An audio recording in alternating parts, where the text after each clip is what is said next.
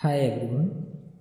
चलिए आज की वीडियो में हम लोग इंग्लिश में एक टॉपिक डिस्कस करेंगे जिसका नाम है वर्ब यानी कि क्रिया। तो चलिए शुरू करते हैं।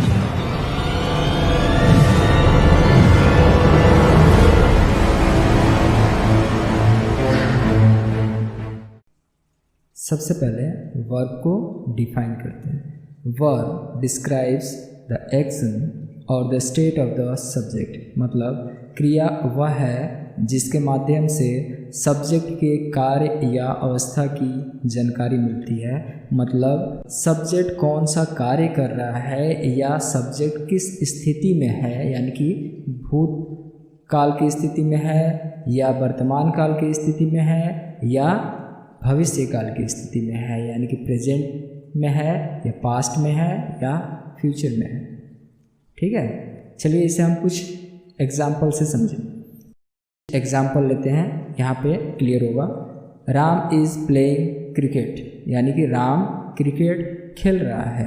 राम कोई काम कर रहा है। कौन सा काम कर रहा है? क्रिकेट खेल रहा है। ठीक है, तो राम कोई काम कर रहा है। अब आते हैं राम इज़ 10 years old, मतलब राम 10 साल का है। यहाँ पे राम क्या हुआ है कि कोई काम नहीं कर रहा है ना। तो यहाँ पे राम की स्थिति बताई जा रही है कि वह कितने साल के हैं? 10 साल के हैं, यानी कि अभी की स्थिति बताई जा रही है, यानी कि वर्तमान समय की स्थिति बताई जा रही है कि राम 10 साल के हैं। क्लियर? अभी next, Rahim was 10 years old previous year, यानी कि रहीम पिछले वर्ष 10 साल का था। मतलब इसमें रहीम कोई काम नहीं कर रहे हैं, बट इनकी स्थिति के बारे में बताई जा रही है कि रहीम कितने साल का था? 10 साल का था पिछले साल। ठीक है, तो ये पास्ट की स्थिति बताई जा रही है, यानी कि भूतकाल की स्थिति बताई जा रही है। अब आते हैं, but now Rahim will be 12 years old इन जनवरी 2021, लेकिन अब रहीम जनवरी 2021 में 12 साल का होगा। इसमें रहीम कोई काम नहीं कर रहा है, बस इनकी स्थिति बताई जा रही है कि ये फ्यूचर में यानी कि भविष्य में 12 साल के हो जाएंगे 2021 में। ठीक है, तो आप लोगों को क्लियर हो गया होगा कंसेप्ट कि पहले सेंटेंस में राम कौन सा काम कर रहा है इसको क्लियर किया गया है ना। बाकी सारे सेंटेंसेस में उनकी स्थितियाँ बताई गई है कि कौन प्रेजेंट में है, कौन पास्ट में है और कौन फ्यूचर में है। तो आप लोगों को क्लियर हो गया होगा कि स्थिति या अवस्था किसे कहते हैं। क्लियर? अब आते हैं नेक्स्ट, टाइप ऑफ वर्ब, यानी कि वर्ब कितने प्रकार का होता है। तो वर्ब में और भी होते हैं, बट यहाँ पे हम फिलहाल में 2 लेकर चलते हैं, मेन वर्ब या हेल्पिंग वर्ब। ठीक है, तो मेन वर्ब क्या है, आगे बढ़ते हैं।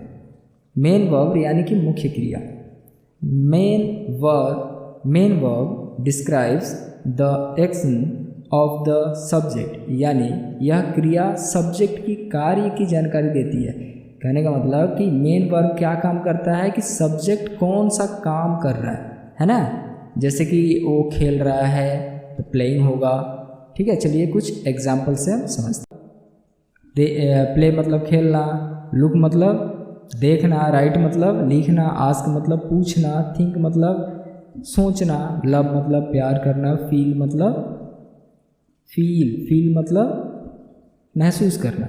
अब आप सोच रहे होंगे डांस तो काम है, सिंगिंग काम है, प्ले काम है, लुक काम है, राइट काम है, आस्क काम है, थिंक कौन सा काम है? तो थिंक भी काम है, क्योंकि ये भी सोचने में माइंड को मेहनत करना पड़ रहा है ना। लव भी काम है, उसी तरह फील भी काम है।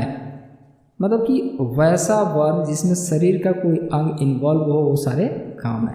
ठीक है, थिंकिंग करने में माइंड इस्तेमाल होता है। ये सभी क्रियाएं किसी कार्य का होना दर्शाती है। अब चलते हैं कुछ सेंटेंसेस लेते हैं। जैसे सपना इज़ डांसिंग, सपना कौन सा काम कर रही है? डांसिंग कर रही है ना। ही इज़ प्लेइंग, वह खेल रहा है। वह कौन सा काम कर रहा है? खेल रहा है। राहुल सिंग्स अ सॉन्ग, यानी कि राहुल गाना गाता है। वो कौन सा काम कर रहा है? गाना गा रहा है ना। वो कौन सा काम करता है? गाना गाता है। आई राइट अ लेटर, यानी कि मैं पत्र लिखता हूँ। मैं कौन सा काम कर रहा हूँ? पत्र लिखने का काम कर रहा हूँ। माई ब्रदर्स आस्क मेनी क्वेश्चंस, यानी कि मेरे भाई लोग बहुत सारे क्वेश्चन पूछते हैं। यानी कि मेरे भाई लोग कौन सा काम करते हैं? पूछने का काम करते हैं। ठीक है, अब आते हैं आई थिंक अबाउट माई गोल। मैं अपने गोल के बारे में, अपने लक्ष्य के बारे में सोचता हूँ। ठीक है, कौन सा काम हो रहा है यहाँ पे? सोचने का काम हो रहा है। राम लव्स सीता, राम सीता को प्यार करते हैं। यानी कि यहाँ पे कौन सा काम हो रहा है? लव करने का, यानी कि प्यार करने का। आई फील गिल्टी, यानी कि तो यहाँ पर भी कौन सा काम हो रहा है? फील करने का काम हो रहा है। ठीक है, तो यहाँ तक आप लोग समझ गए कि सब्जेक्ट जो काम करता है उसे मेन वर्ब कहते हैं, है ना। मेन वर्ब से पता चलता है कि सब्जेक्ट कौन सा काम कर रहा है ना। अब आते हैं next, helping verb. Helping verb मतलब नाम से ही पता चल गया होगा कि सहायक क्रिया। सहायक क्रिया सब्जेक्ट की अवस्था, स्थिति के बारे में बताता है ना। ये अवस्था भूतकाल में हो सकता है, वर्तमान में हो सकता है या भविष्य में हो सकता है। हमने अभी थोड़ी देर पहले अवस्था के बारे में जानकारियाँ ली थी, है ना, कि अवस्था क्या होता है। वो भूत में भी हो सकता है, वर्तमान में भी हो सकता है और भविष्य में भी हो सकता है। यानी कि प्रेजेंट, पास्ट और फ्यूचर किसी में भी सब्जेक्ट की अवस्था हो सकती है।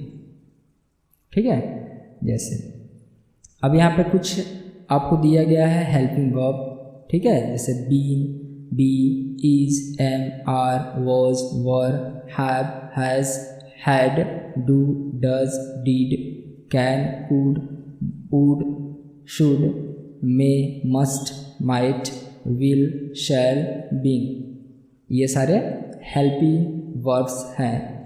ठीक है, अब आते हैं नेक्स्ट, प्रेजेंट टाइम में कौन कौन से हेल्पिंग वर्ब आते हैं। तो देखिए, प्रेजेंट हेल्पिंग वर्ब में हम जानेंगे कि प्रेजेंट टाइम में कौन कौन से हेल्पिंग वर्ब आते हैं। जैसे is, are, am, has, have been, has been, do, does, can, should, must, ये सारे क्या हैं?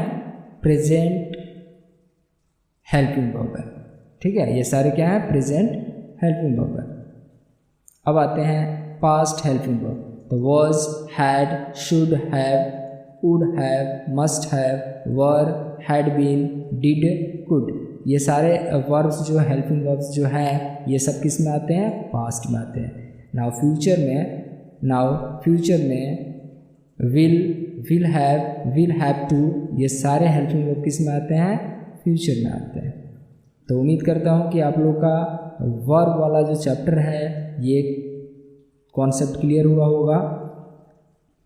Thank you for watching this video. Yeah.